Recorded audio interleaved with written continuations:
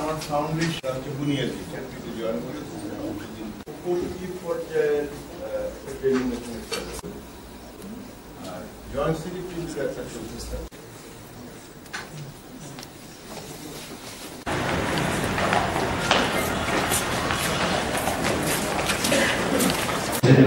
সুযোগ সৃষ্টির মাধ্যমে বৈষম্যহীন সমাজ প্রতিষ্ঠার লক্ষ্যে আন্দোলন সহ ছাত্র সংগঠনগুলোর উল্লেখযোগ্য কর্মসূচিতে তাঁকে অধিকার কর্মী হিসেবে এই রাজনৈতিক চ্যালেঞ্জ ও অভিজ্ঞতা ২১ সাল থেকে জওয়ানখালী বিশ্ববিদ্যালয়ের আরেক শিক্ষার্থী সূচনা করতে গুরুত্বপূর্ণ ভূমিকা পালন করেন।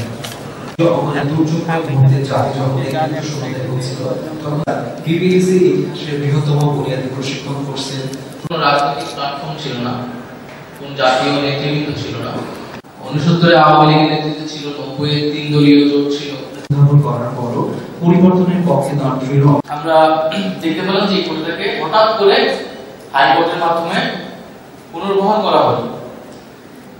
তো ২০২৪ সালে আমরা যেটা ভাবছিলাম যে এই নির্বাচনে হয়তো একটা প্রতিরোধ তৈরি হবে, একটা রেজিস্ট্যান্স তৈরি হবে, যেহেতু বিরোধী রাজনৈতিক দলগুলো ঐক্যবদ্ধ হচ্ছিল, মাঠে নামার চেষ্টা করতেছিল, কিন্তু নির্বাচন সেরকম কোনো বাধা ছাড়া অতিক্রম করে যায়।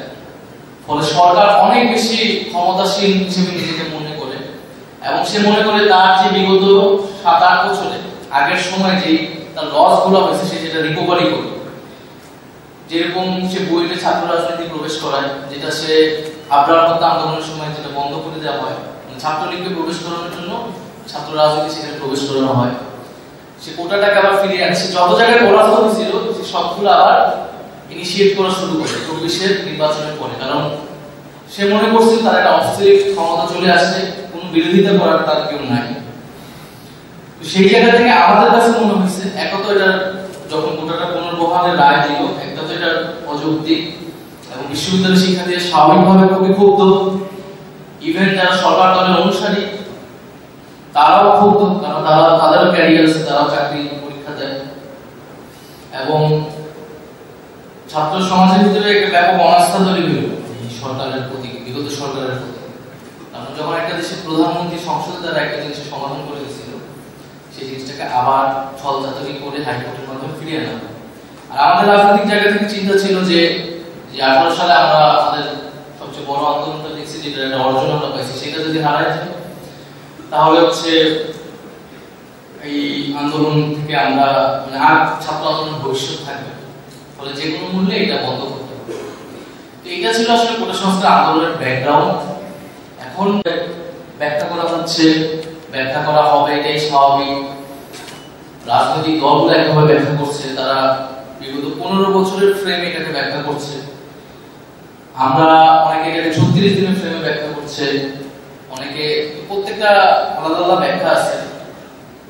তো আমি মনে করি 18 সালের এটার একটা লিগেসি আছে, 18 সালে এবং নিরাপদ সড়ক আন্দোলনের মধ্য দিয়ে যে লিডারশিপ, এই যে নেতৃত্ব ওই সময় তৈরি হয়েছে, যে প্রজন্ম নিরাপদ সড়কে ভ্যাট বিরোধী আন্দোলনে কেন আমরা প্রাইভেট বিশ্ববিদ্যালয়ে নেমে আসছে, সেটারও একটা ব্যাকগ্রাউন্ড ছিল। আগে নিরাপদ সড়ক আন্দোলন, ভ্যাট বিরোধী আন্দোলনের ভিতর দিয়ে প্রাইভেট বিশ্ববিদ্যালয় শিক্ষার্থীদের ভিতরেও এক ধরনের চেতনা তৈরি হয়েছে। তো আমরা স্বাভাবিকভাবে আন্দোলনটা শুরু করেছিলাম একেবারে কোটা সংস্কারের দাবিতে,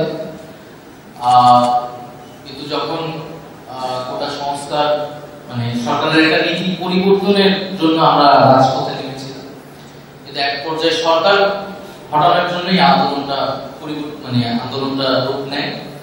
এবং কারণটা আমরা জানি, যখন সরকার ব্যাপক দমন পীড়ন চালায়, তার দলীয় বাহিনী দ্বারা, পুলিশ বাহিনীকে ব্যবহার করে, অন্যান্য বাহিনীগুলোকে ব্যবহার করে, এবং প্রচুর মানুষ, স্টুডেন্টরা শহীদ হয়।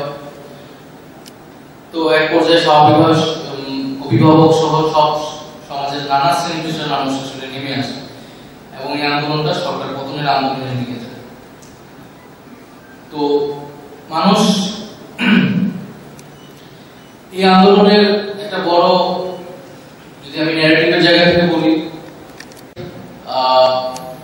14 তারিখ রাতে যে শেখ হাসিনার যে বক্তৃতা, যে সেখানে সে রাজাকার বলে হচ্ছে ইঙ্গিত করতেছে যারা আন্দোলন করতেছে, এবং এই রাজাকার শব্দ থেকেই আন্দোলনটা অন্যদিকে মোড় নিল। পরের দিন শিক্ষার্থীরা নেমে আসলো এবং এই রাজাকার শব্দকে ব্যবহার করে তারা আন্দোলনকারীদের একটা ট্যাগ দিয়ে আক্রমণ করলো।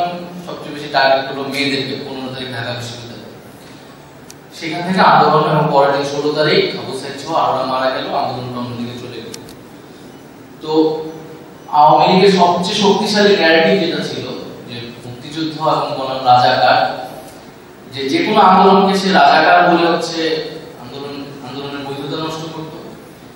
সেই শব্দ থেকে কিন্তু তার পতনটা হয়েছে, কারণ ওই শব্দ বন্ধটা বা ওই ট্যাগটাকে অস্বীকার করা গেছে সেই সময়। 14 তারিখ রাতে যখন ওই বক্তব্যের পরও সবাই নেমে আসছে, তখন আসলে এই বিগত সরকারের যেই ন্যারেটিভ সেই ভিত্তিটা আসলে ভেঙে যায়।